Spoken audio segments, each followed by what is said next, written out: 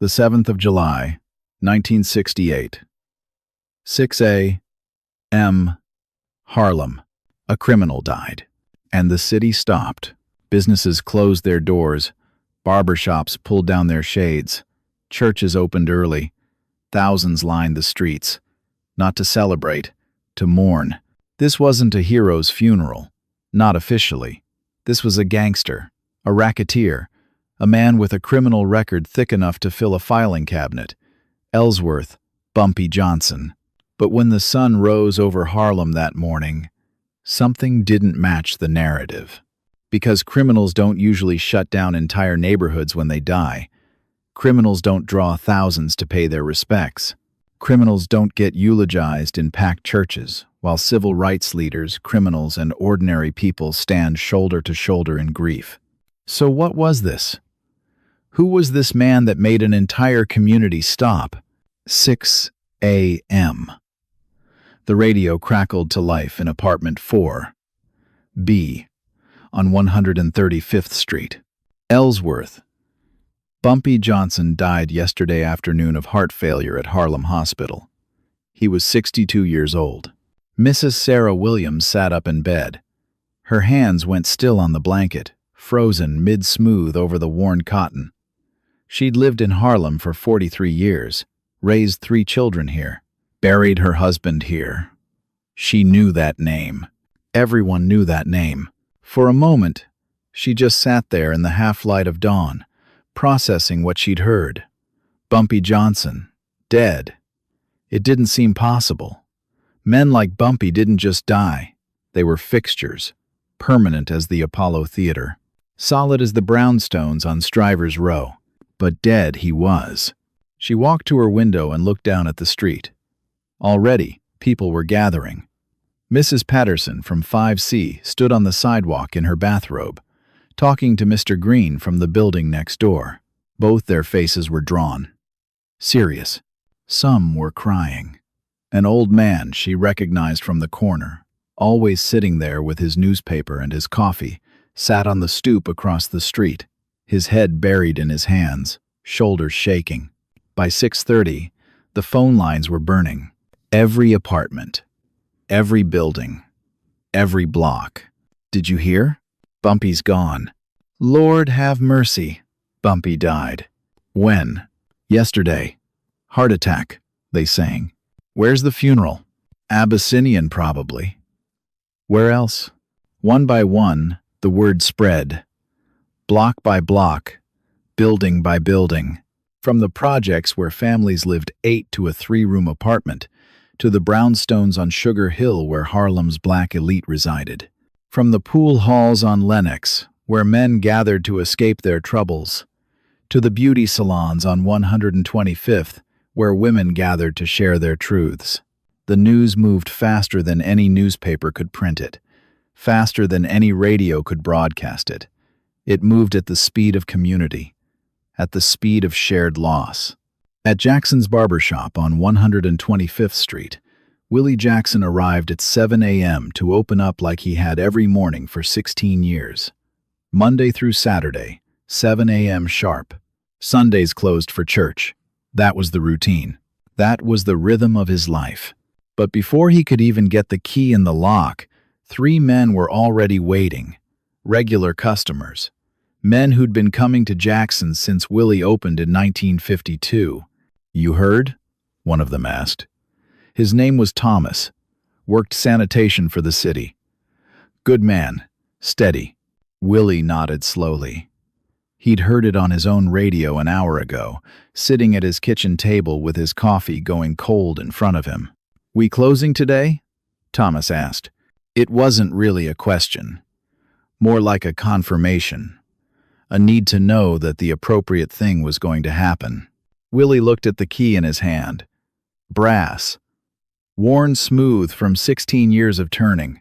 Then he looked up at the sign above his door. Jackson's Barbershop. Established 1952. He'd painted that sign himself. Been so proud. A black man owning his own business in Harlem. Living the dream.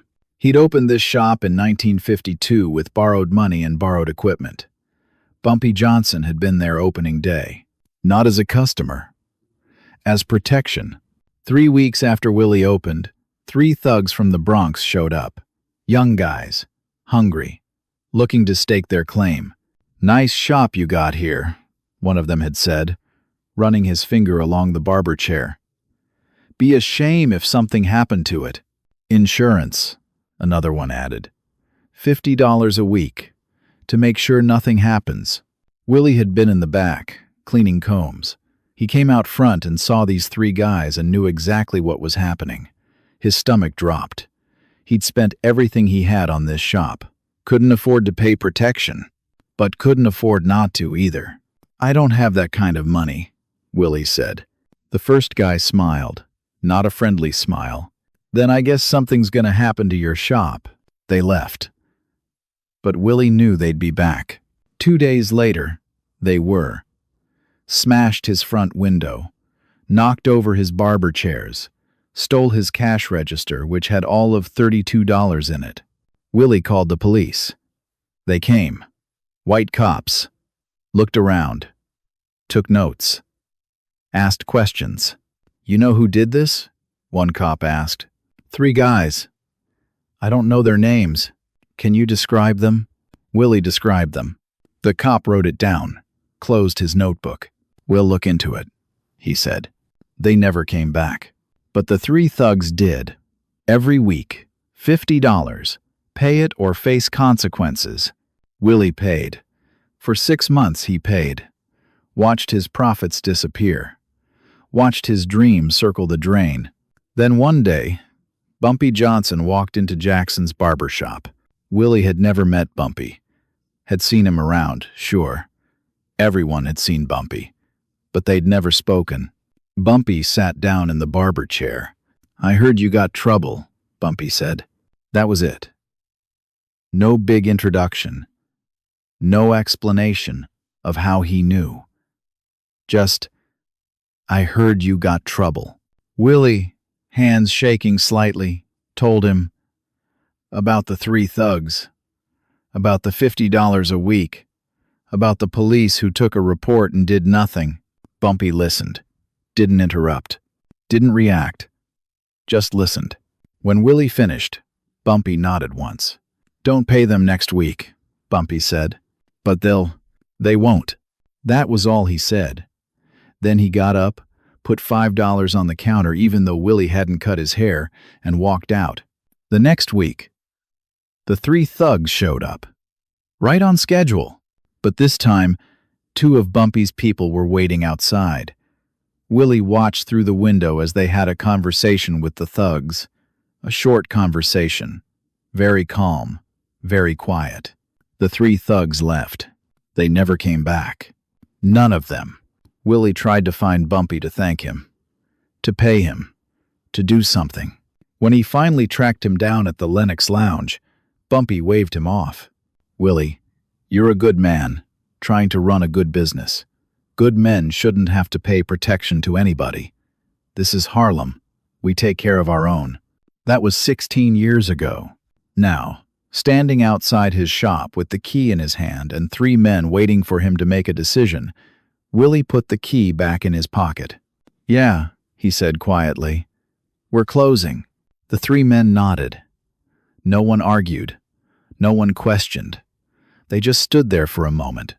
4 men in the early morning light, sharing a grief they couldn't quite name. By 8 a.m., half the businesses on 125th Street had their shades pulled. Closed for the day. Closed until further notice. Family emergency. No explanations needed. Everyone knew.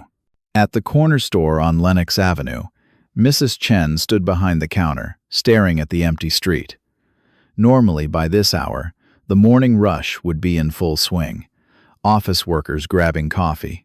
Construction crews buying cigarettes and sandwiches. Mothers stopping by for milk and bread before getting their kids to school. But today, the street was eerily quiet. The only people outside were standing in small groups, talking quietly, some wiping their eyes, some just standing, as if they didn't know what else to do with themselves. Her husband, David, came from the back room carrying a box of canned goods he'd been about to stock. "Nobody's coming," he said in Cantonese. Mrs. Chen shook her head. "We should close," David said. Mrs. Chen didn't argue. She flipped the sign to closed and locked the door. They'd opened this store in 1965, 3 years ago. Immigrants from Hong Kong trying to make it in America. They'd saved for 10 years to have enough money to open their own business. Chose Harlem because the rent was cheap and they'd heard there was opportunity. 2 months after opening, 3 teenagers couldn't have been more than 16 years old, smashed their front window with a brick and stormed in, grabbed everything they could carry: cigarettes, liquor, cash from the register. Even the electric fan David had just bought. Mrs. Chen screamed. David tried to stop them, got shoved into a shelf for his trouble, cut his arm on broken glass. The teenagers ran. Mrs. Chen called the police. They came. 2 white cops. Looked bored, annoyed even. "What'd they take?" Mrs. Chen told them. "Can you describe them?" She tried. 3 black teenagers. That was all she could really say. The cop looked at her, looked around Harlem, looked back at her. "Lady, you just described half the neighborhood. We'll file a report, but don't hold your breath." They left.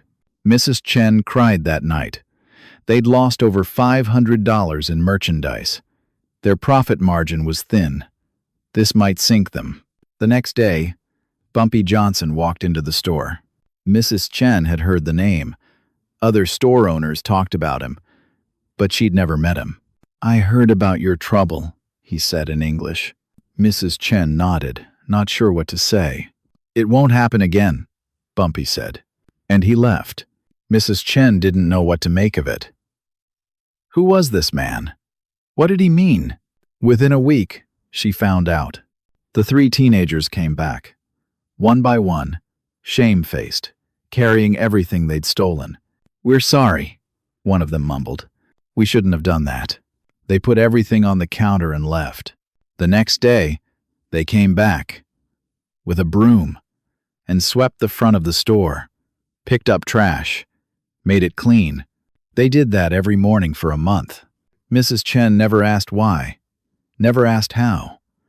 All she knew was that after Bumpy Johnson walked into her store, her trouble stopped. No one ever bothered them again. So today, even though they couldn't afford to lose a day's sales, even though they were immigrants who barely understood American customs, Mrs. Chen and her husband closed their store, because when the police wouldn't help them, Bumpy Johnson did. One by one, one by one, one by one. Coffee shops closed, barber shops closed, record stores closed, beauty salons closed, pool halls closed.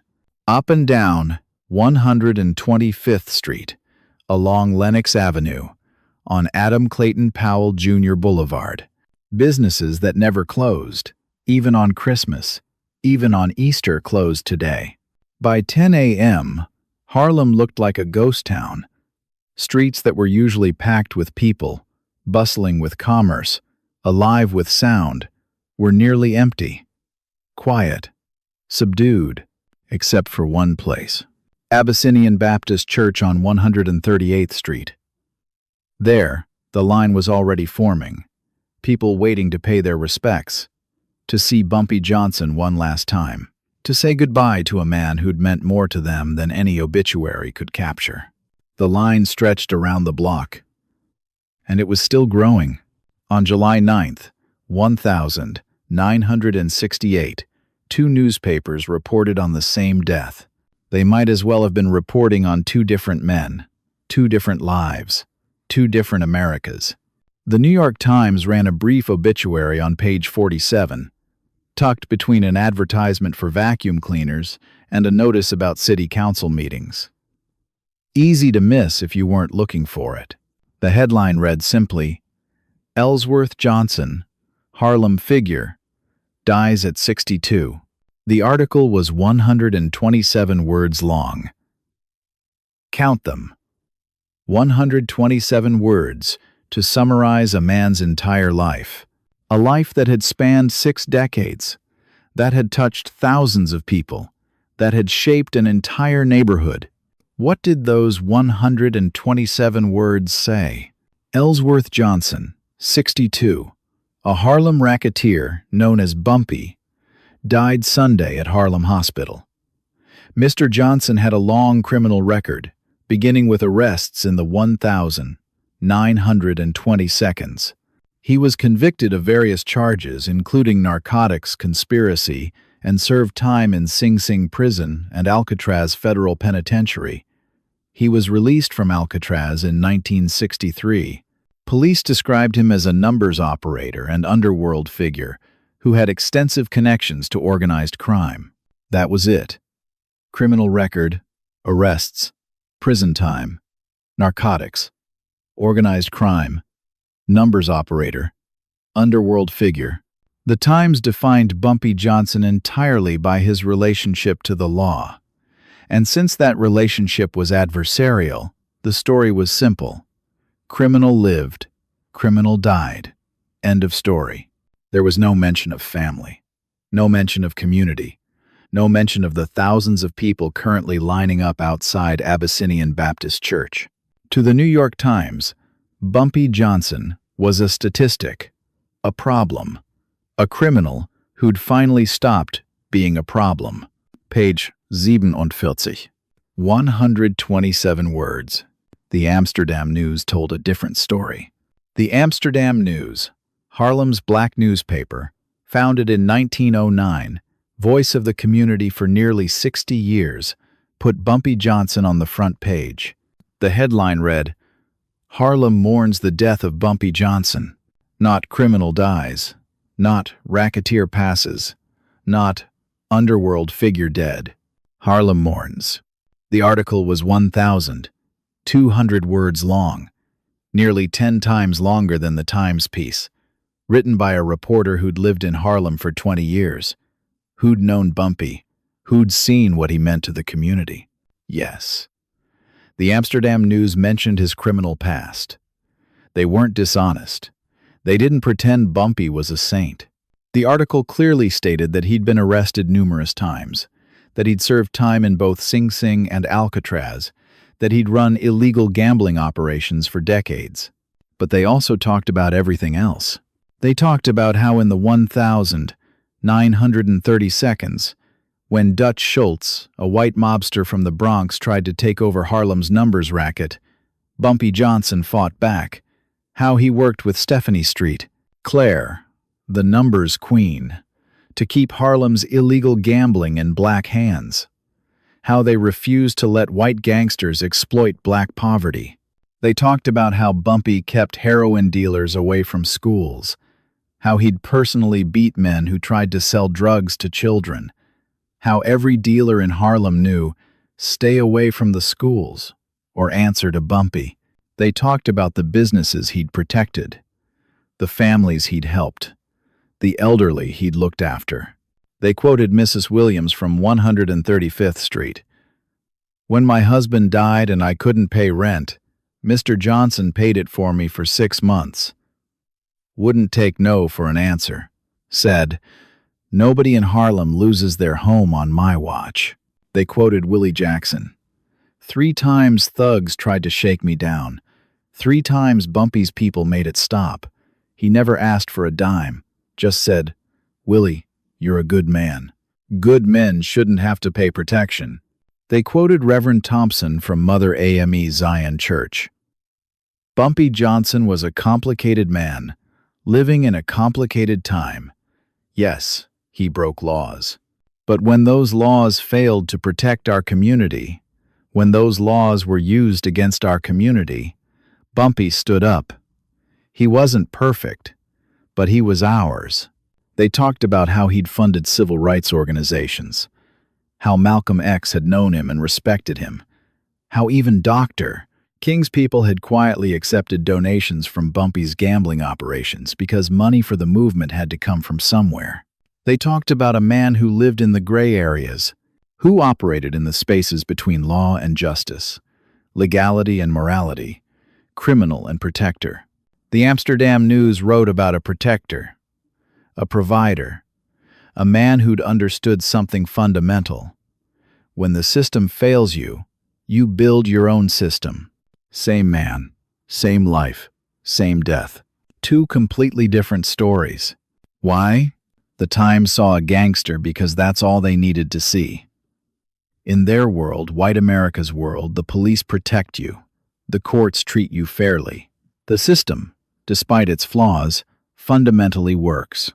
In that world, criminals are simply bad people making bad choices. They're problems to be solved, locked up, removed from society. So when Bumpy Johnson died, the Times wrote 127 words about a problem that had solved itself.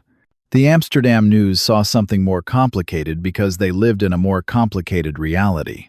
In Black Harlem in 1968, the police didn't protect you. Often, they were the danger. The courts didn't treat you fairly. The justice system was a synonym for injustice. The laws on the books were often the same laws that had been used to oppress, control, and exploit black communities for generations. In that world, the line between criminal and protector got blurry, because sometimes protection meant breaking laws. Sometimes survival meant operating outside a system designed for your failure. The Times saw numbers running and racketeering.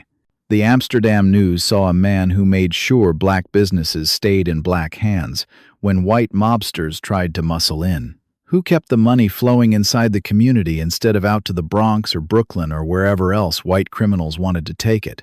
The Times saw prison time.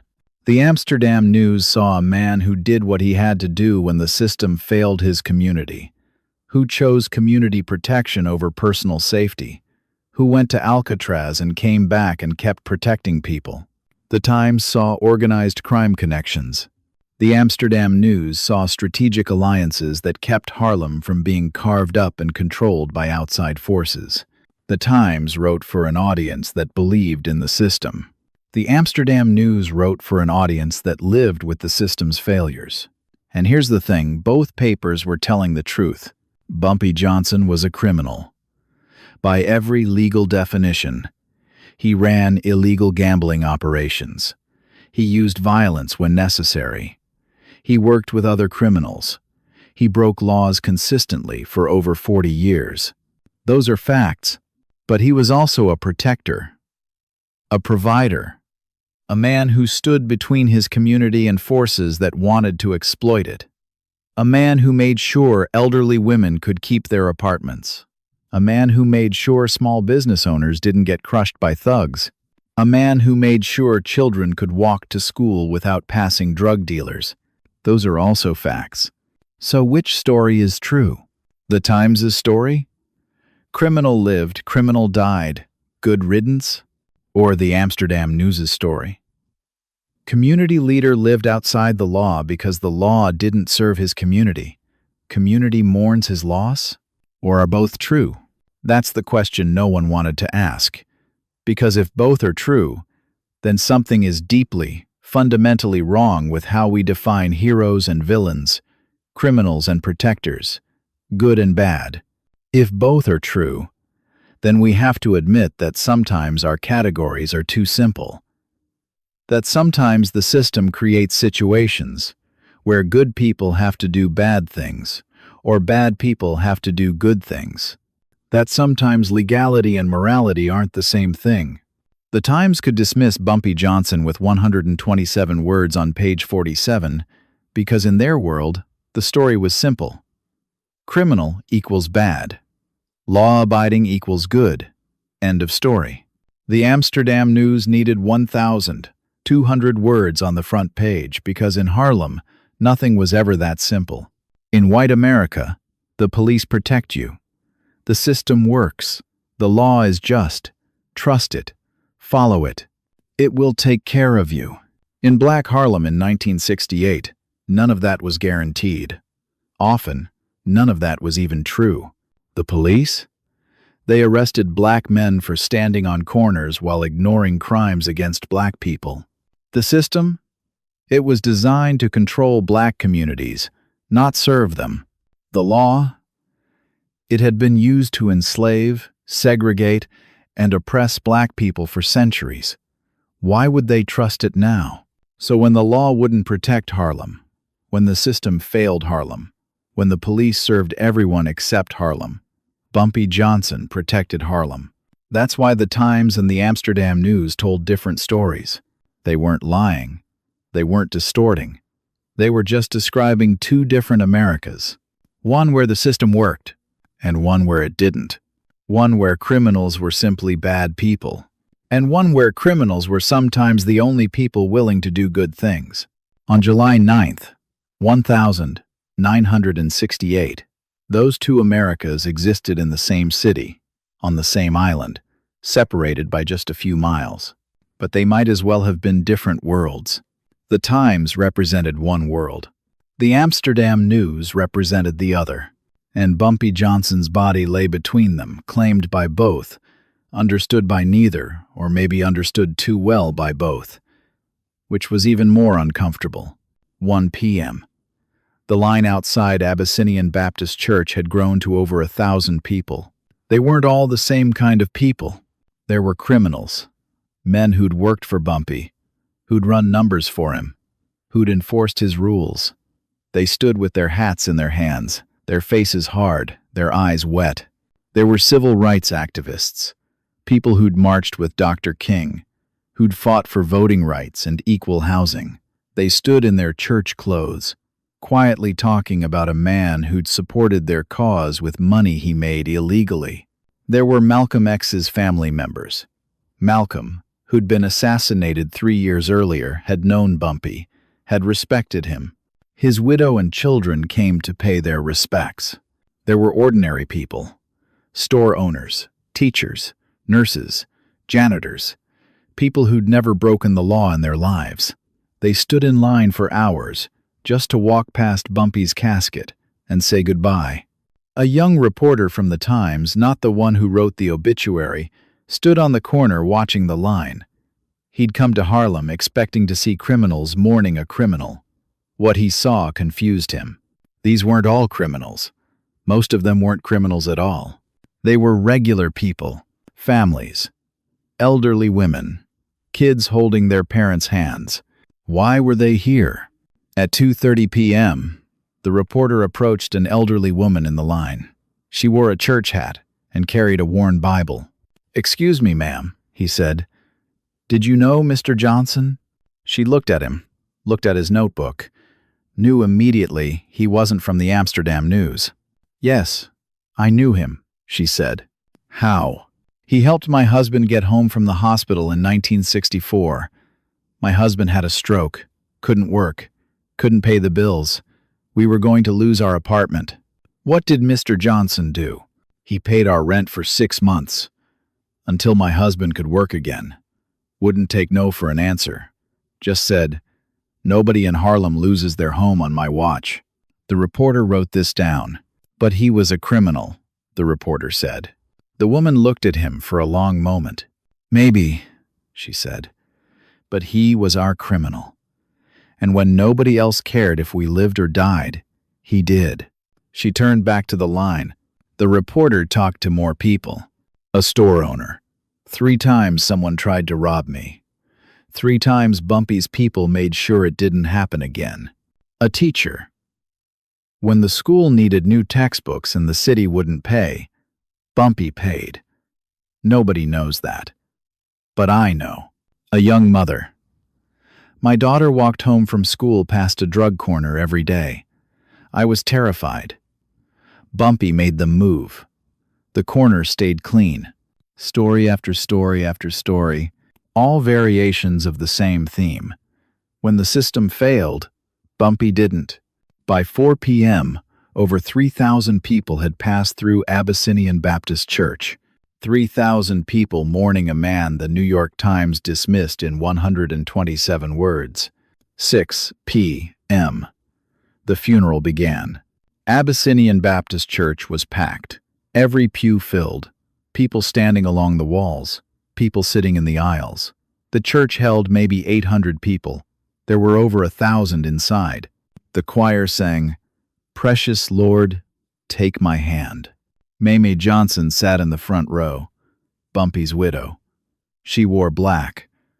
Her face was stone, but her hands shook. In her memoir, written 40 years later, Mamie would describe this moment. I felt like I'd lost the only man who ever really saw me. Not as a gangster's wife, not as a woman who lived in that world, but as me. Bumpy saw me. The Reverend stood at the pulpit. He didn't shy away from who Bumpy was.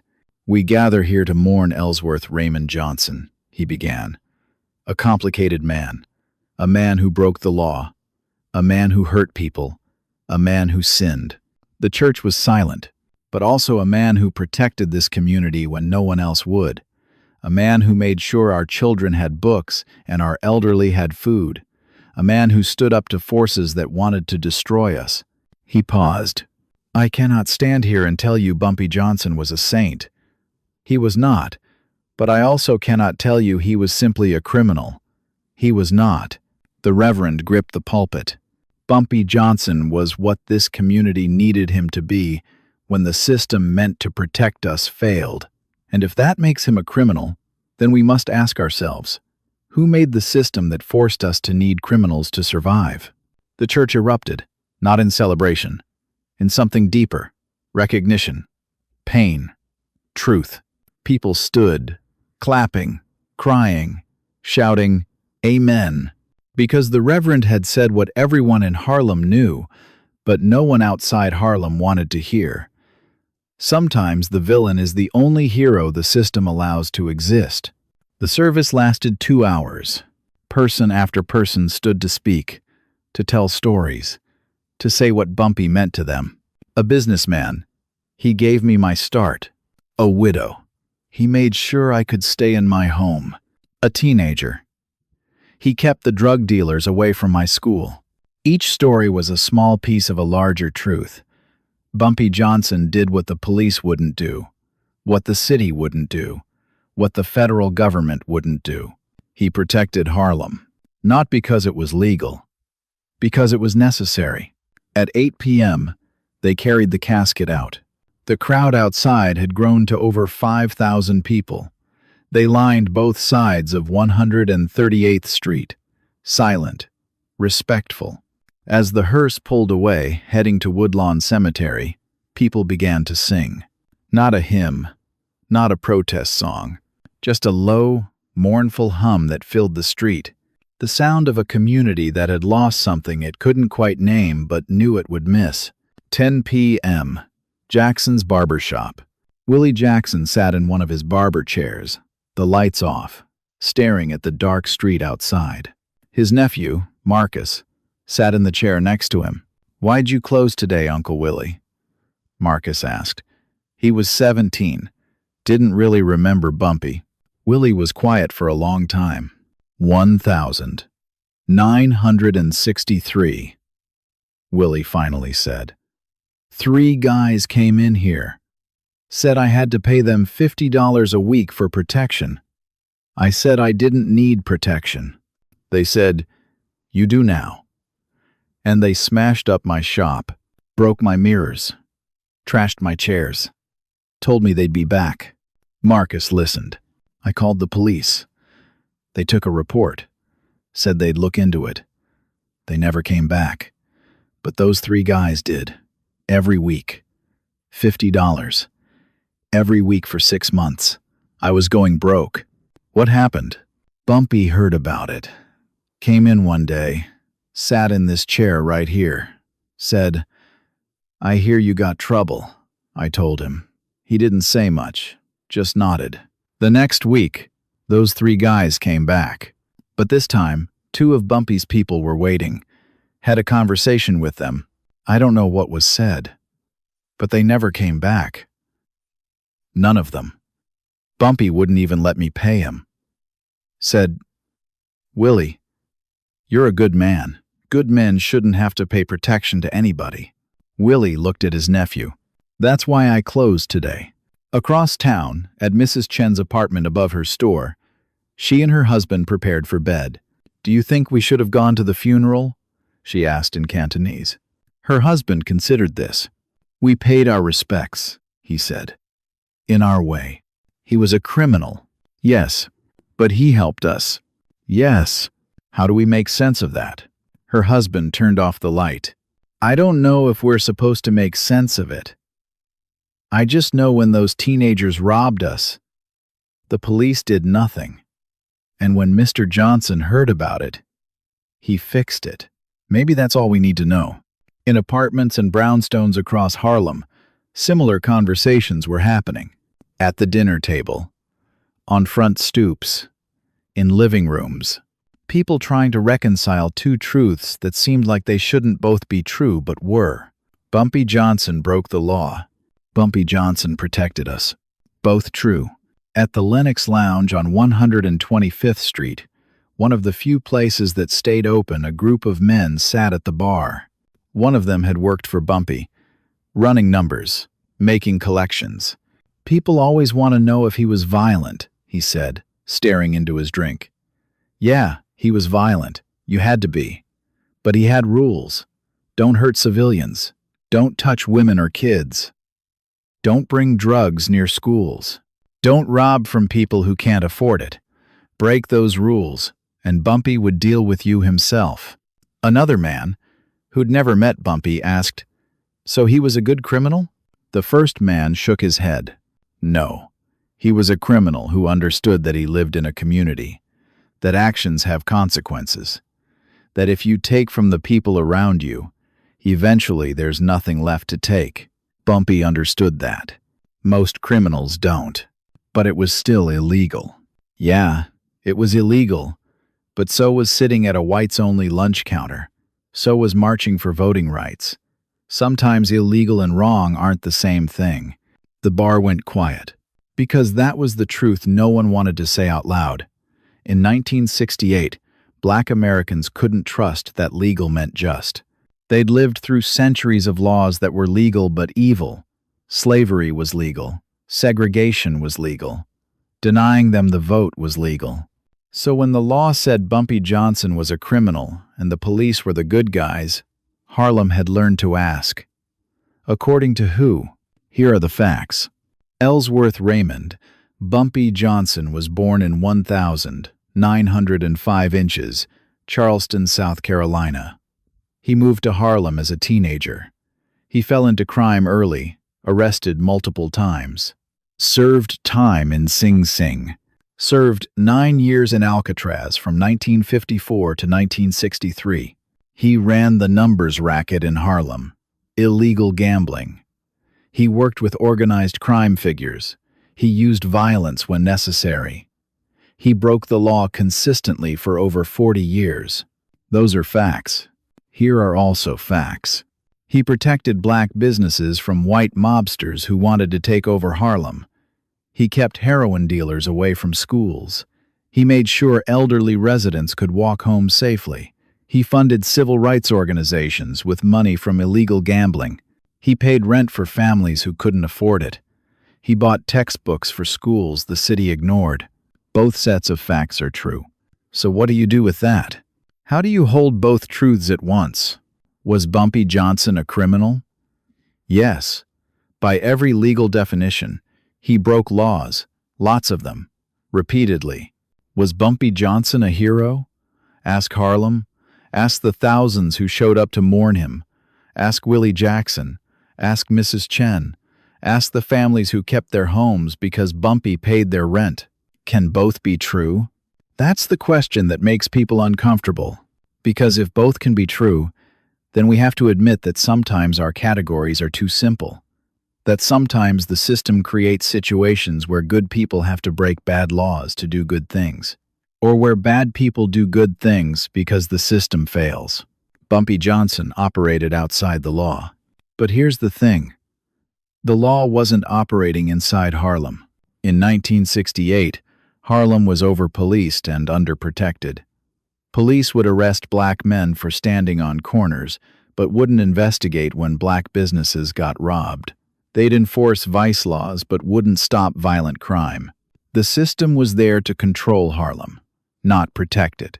So Harlem created its own system, and Bumpy Johnson was part of that system. Not a perfect system, not a legal system, but a system that actually worked for the people who lived there. That doesn't make it right, but it makes it understandable. The Times could write a 127-word obituary because in their world, criminal equals bad. And the story is simple. The Amsterdam News needed 1,200 words because in Harlem, nothing was simple.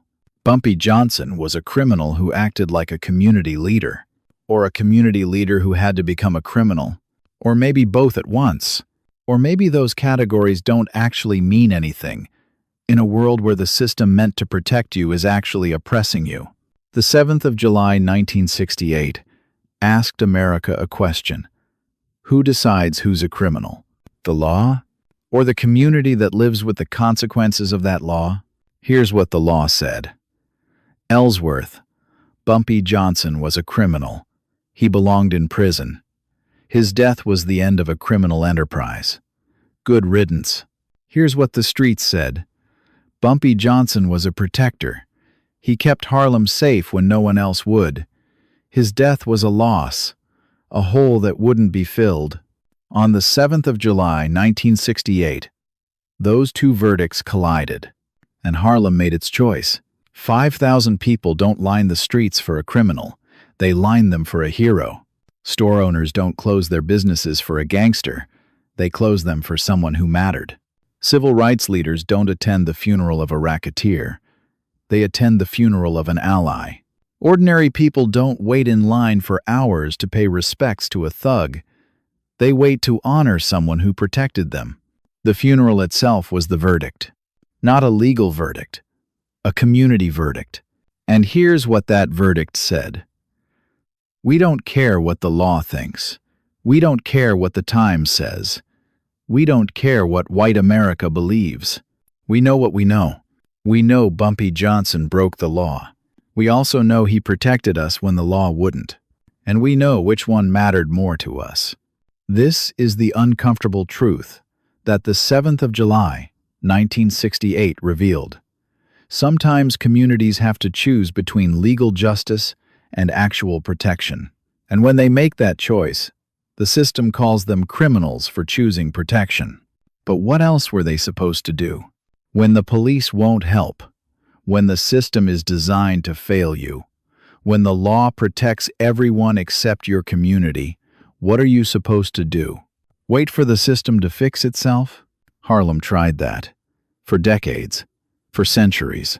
The system didn't fix itself. So Harlem fixed itself. And Bumpy Johnson was part of that fix. Not a perfect fix. Not a legal fix. But a fix that actually worked. That's why they mourned him. Not because he was perfect. Because he was necessary. Not because he was legal. Because he was effective. Not because he was a saint. Because he was theirs. The 7th of July, 1968, proved something that America still doesn't want to admit. The streets have their own court, their own justice, their own verdict. And sometimes, that verdict is more true than the legal one. Bumpy Johnson died a criminal according to the law. He died a hero, according to Harlem. Both are true, but only one mattered to the people who actually lived with the consequences. Ellsworth Raymond, Bumpy Johnson, died on the 7th of July, 1968. He was 62 years old. He died the same year Martin Luther King Jr. was assassinated, the same year Robert Kennedy was assassinated, the same year America was tearing itself apart over Vietnam, over civil rights, over what kind of country it wanted to be. In that context, one gangster's death should have been a footnote. Instead, it became a mirror that reflected back an uncomfortable truth. America had created a system that forced communities to choose between the law and their own protection. And when they chose protection, America called them criminals. Bumpy Johnson's funeral wasn't just about Bumpy Johnson. It was about every black person who had to operate outside a system designed to fail them. It was about every community that had to create its own justice because legal justice wasn't available. It was about every person who had to break a bad law to do a good thing. The question Bumpy Johnson's life and death asked and that we still haven't answered is this. Who decides who's a criminal? The law? Or the people who live under that law? And what do you call someone who breaks an unjust law to protect their community? Criminal? Hero? Both? These aren't easy questions. They weren't easy in 1968. They aren't easy now, because they require us to admit that sometimes our systems fail, that sometimes the law is wrong, that sometimes people have to choose between legality and morality, and choosing morality makes them criminals. Bumpy Johnson made that choice. Harlem made that choice with him. And on the 7th of July, 1968, when 5,000 people lined the streets to mourn a man the law called a criminal, they were saying, we'd make that choice again. Because at the end of the day, the real question isn't whether Bumpy Johnson was good or bad. The real question is, what kind of system forces communities to need criminals to survive? And if the system creates that situation, who's the real criminal? The law never answered that question, but Harlem did, with 5,000 people in the streets, with businesses closed, with tears shed, with a funeral that said, this man mattered. Whatever you want to call him, he mattered to us. Rest in power, Ellsworth Raymond, Bumpy Johnson.